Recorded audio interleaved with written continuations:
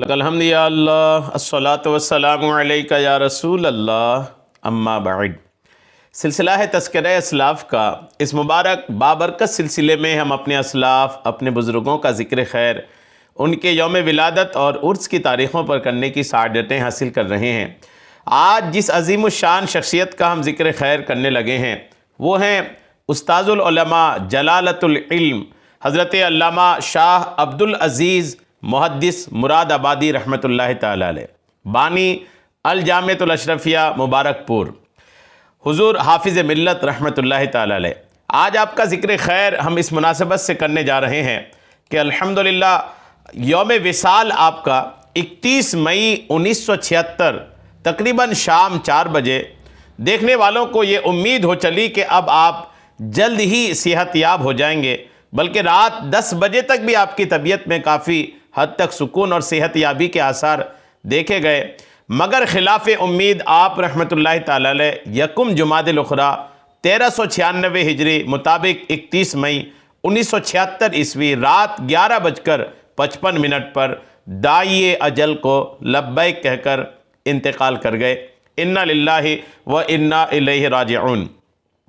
یکم جمادی الاخری 1396 آپ کی وصال کی تاریخ ہے۔ آج بھی جمادی الاخری کی 1 تاریخ ہے۔ جمادی الاخری کی 1 تاریخ کو بارگاہ حضور حافظ ملت میں خراج عقیدت پیش کرتے ہوئے بیان اپنے ناظرین تک پہنچانے کی ہم سعادتیں حاصل کر رہے ہیں۔ ہمارا موضوع ہے حضور حافظ ملت کی بارگاہ رسالت میں مقبولیت۔ حضور حافظ ملت علیہ رحمہ بارگاہ رسالت میں کیسے مقبول تھے، انشاءاللہ آج اس پر کچھ باتیں میں عرض کرنے کی کوشش کروں گا۔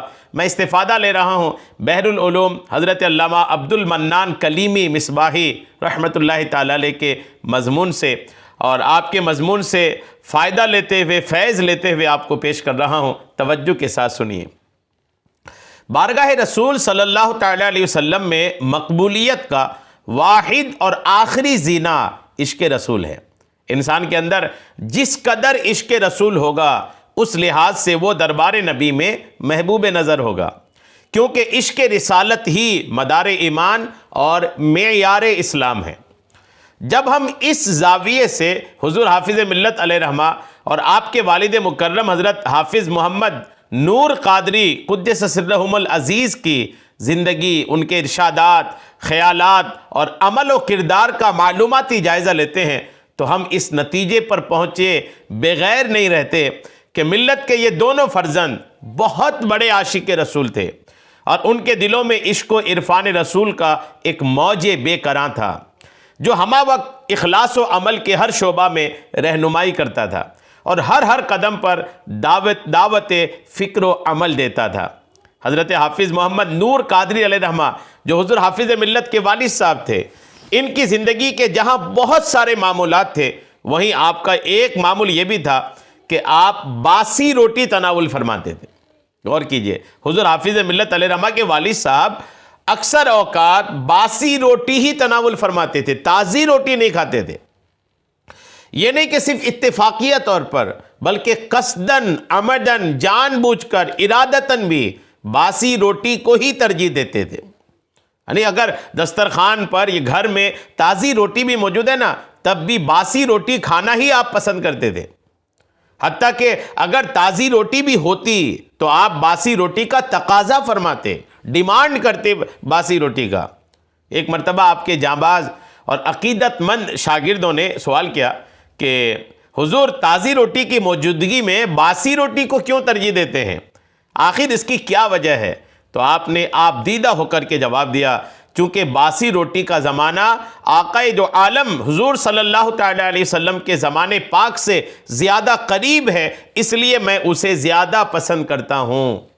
سبحان اللہ، غور کیجئے کیسے لوگ تھے، کیسی شخصیت تھی کہ بھلے ایک دن پرانی روٹی ہے لیکن ہر پچھلا دن حضور علیہ السلام کے زمانے سے قریب ہے، اور ہر آنے والا دن چونکہ حضور کے زمانے سے دور ہوتا چلا جا رہا ہے، تو بھلے ایک دن پرانا ہے لیکن حضور کے زمانے سے قریب ہے۔ تو حضور کے زمانے کی قربت کی وجہ سے حضور حافظ ملت علیہ رحمہ کے والد صاحب باسی روٹی کو تناول فرمانا پسند فرماتے تھے۔ کیا عشق رسول ہے جو اپنے کھانے پینے کی چیزوں میں زمانہ رسول سے قرب، عشق رسول اور محبت نبی کا اس قدر پاس و لحاظ رکھتا ہے تو اس کے نزدیک فرائض و واجبات اور سنن و مستحبات کا کیا عالم ہوگا۔ چنانچہ اب بھی بھوجپور اور اس کے آس پاس میں حضرت حافظ محمد نور صاحب کے تلامذہ موجود ہیں۔ بحر العلوم نے جس دور میں لکھا اس حساب سے فرما رہے ہیں، جو آپ کی تعلیم و تربیت اور شرف تلمذ پر ناز کرنے کے ساتھ ساتھ اس بات کے معترف ہیں کہ آپ کو کلام الہی سے بے پناہ عشق تھا اور آپ کی پوری زندگی عشق رسالت، محبت نبی اور پھر اتباع پیغمبر کی آئینہ دار تھی۔ سیدی حضور حافظ ملت علیہ رحمہ کی پوری زندگی عشق رسالت میں گزری اور اپنے تلامذہ و خلفاء اور مریدین اور متوسلین کو آخری دم تک اس کا درس دیا اور ہر لمحہ عملی طور پر اس کا مظاہرہ فرمایا۔ چنانچہ حضور حافظ ملت علیہ رحمہ کی بارگاہ اقدس کے حاضر باشوں کے ذہن میں اب تک وہ واقعہ نقش ہوگا کہ حضور حافظ ملت علیہ رحمہ نے حج و زیارت کی ادائیگی کے لیے تصویر نہیں کھنچوائی۔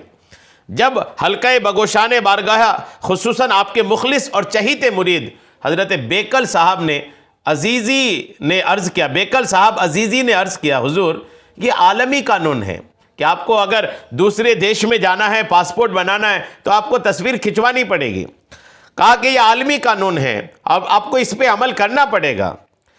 بغیر تصویر کشی کے ایک ملک سے دوسرے ملک میں جانا بڑا مشکل ہے۔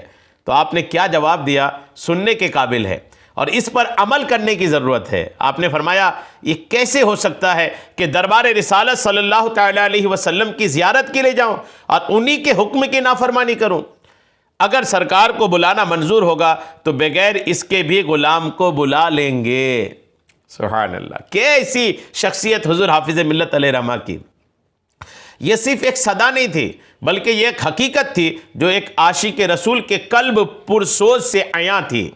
چنانچہ دنیا نے دیکھ لیا کہ اس عاشق رسول کا عشق دربار رسول میں ایسا مقبول ہوا اور بغیر اس حکم ممنوع کے بھی کشا آپ دربار رسول پہنچے اور واپس آئے۔ ان دنیا والوں کو جو خود ساختہ قوانین کے غلام ہیں یہ بتا دیا کہ انسان اگر اپنے اندر سچا عشق رسول پیدا کر لے اور سرکار دو عالم صلی اللہ تعالیٰ علیہ وسلم کی سنت پاک اور احکام الہیہ کو اپنا نصب العین بنا لے تو بلا شبہ وہ دنیا کے قانون کی زنجیروں کو توڑ سکتا ہے اور اب بھی صداقت صدیق، عدل فاروقی، سخاوت عثمانی اور شجاعت حیدری کے جلوے بکھیرے جا سکتے ہیں۔ سیدی حضور حافظ ملت کے اس ارشاد و عمل سے کئی باتیں سامنے آتی ہیں۔ ایک یہ کہ آپ بلا شبہ سچے عاشق رسول تھے اور دربار رسالت میں آپ کا یہ عشق مقبول و منظور تھا۔ دوسری یہ کہ حافظ ملت نے شریعت کے احکام صرف دوسروں کو سنا کر تسلی نہ کر لی بلکہ سب سے پہلے انہیں خود اپنی زندگی پر منطبق کر کے دکھا دیا اور دنیا کو بتا دیا کہ عالم ربانی اور سچا نائب رسول وہ ہوتا ہے جس کا عمل اس کے علم کی تصدیق کرتا ہوا نظر آئے۔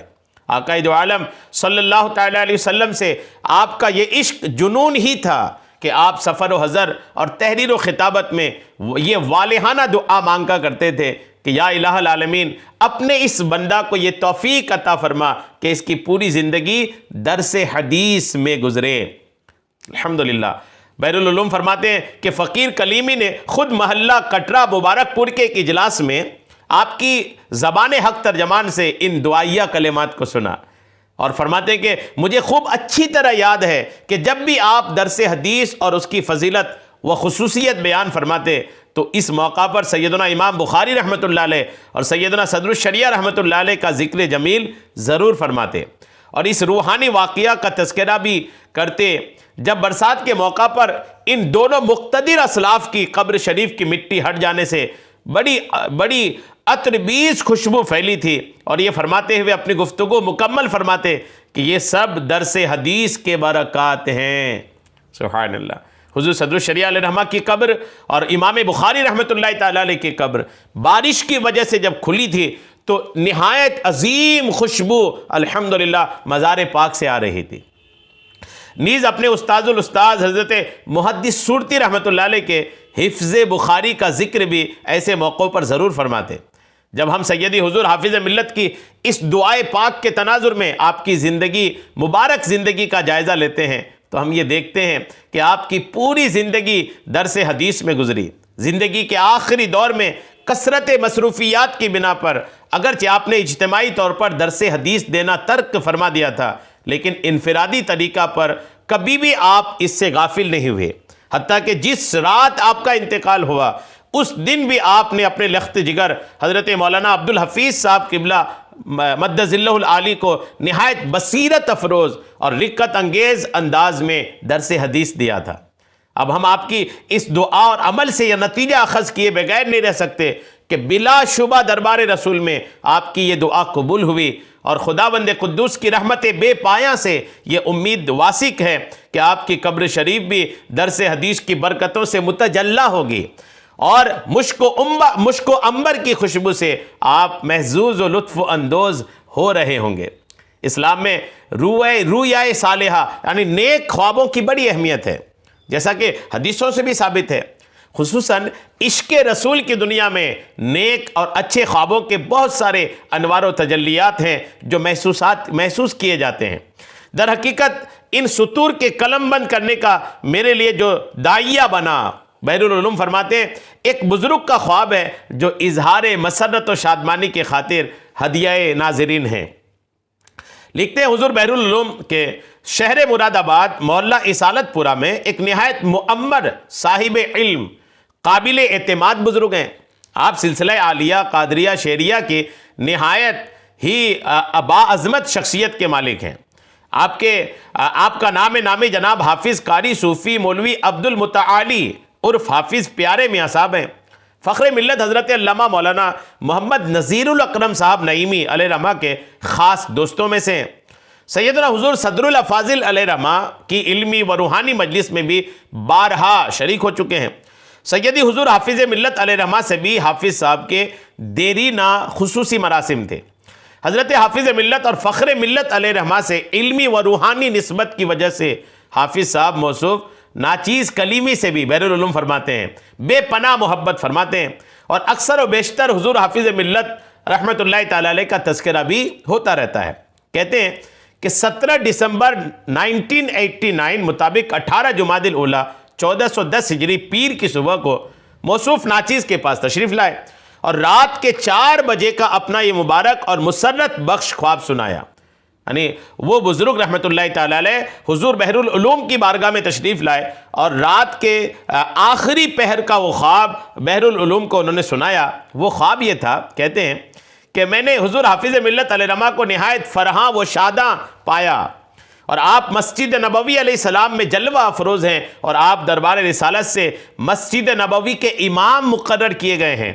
اس خوشی میں ہر چہار طرف سے لوگ ان کو مبارکباد دینے کے لیے مسجد نبوی پہنچ رہے ہیں، اور جو بھی جا رہے ہیں بے پناہ مسرت و شادمانی کا مظاہرہ کر رہے ہیں، اور جانے والے ٹرک، بس اور بیل گاڑیوں کا استعمال کر رہے ہیں۔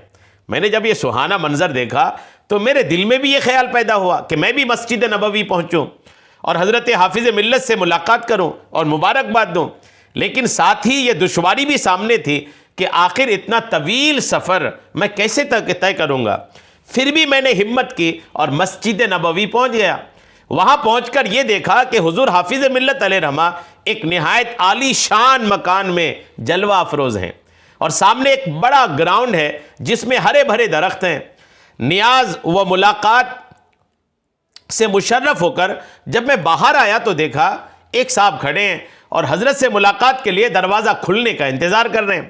جب میں نے اس شخص سے کھڑے ہونے کی وجہ پوچھی تو انہوں نے اپنا مدعا بیان کیا، تو پھر میں ان کو یہ کہتے ہوئے اندر لے گیا اور حضرت قبلہ سے ملاقات کرائی کہ یہ دربار عام ہے، آپ کو آ جانا چاہیے تھا۔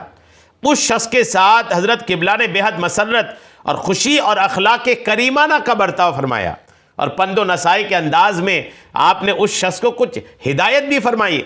اتنے میں فقیر کی اہلیہ کی علالت کی وجہ سے کراہنے کی آواز بلند ہوئی اور میری آنکھ کھل گئی۔ یہ خواب بیان کرنے والے نے حضرت علامہ عبد المنان کلیمی رحمۃ اللہ تعالی علیہ کی بارگاہ میں بیان فرمایا۔ جب خواب کے راوی سکا ہوں تو بلا شبہ خواب کی ثقاہت پر اعتماد کرنا پڑتا ہے، وہ بھی جب کوئی خواب آقا دو عالم صلی اللہ تعالی علیہ وسلم کے تعلق سے ہو تو اس کی خصوصیت و اہمیت مزید بڑھ جاتی ہے۔ علم تصوف سے واقفیت رکھنے والے حضرات بخوبی جانتے ہیں کہ بعد وصال بھی اولیاء اللہ کے درجات میں ترقی ہوتی رہتی ہے، اور دربار رسالت سے ان کو فرائض اور ذمہ داریاں تفویض ہوتی ہیں۔ دیگر اولیاء اللہ کے واقعات و مشاہدات کی روشنی میں اگر یہ رائے قائم کی جائے تو بے جا نہ ہوگا کہ ممکن ہے کہ مسجد نبوی میں ان دنوں اولیاء اللہ کی روحانی و عرفانی امامت کی ذمہ داری حضور حافظ ملت کو سونپی گئی ہو۔ بلا شبہ حضور حافظ ملت علیہ الرحمہ ایک سچے عاشق رسول تھے اور آپ بارگاہ رسالت میں مقبول تھے۔ رب کریم اپنے محبوب علیہ السلام کے صدقے طفیل ہم سب کو اپنے محبوب کا سچا عاشق بنائے اور حضور حافظ ملت کے نقش قدم پر چلنے کی توفیق عطا فرمائے۔ 1 جمادی الاخری آپ کے عرس کی تاریخ، خوب خراج عقیدت پیش کیجئے، برکتیں حاصل کیجئے۔ اللہ کریم حضور حافظ ملت کے مزار پاک پر خوب خوب رحمتیں اور برکتیں نازل فرمائے، آمین بجاہ النبی الامین صلی اللہ تعالی علیہ وسلم۔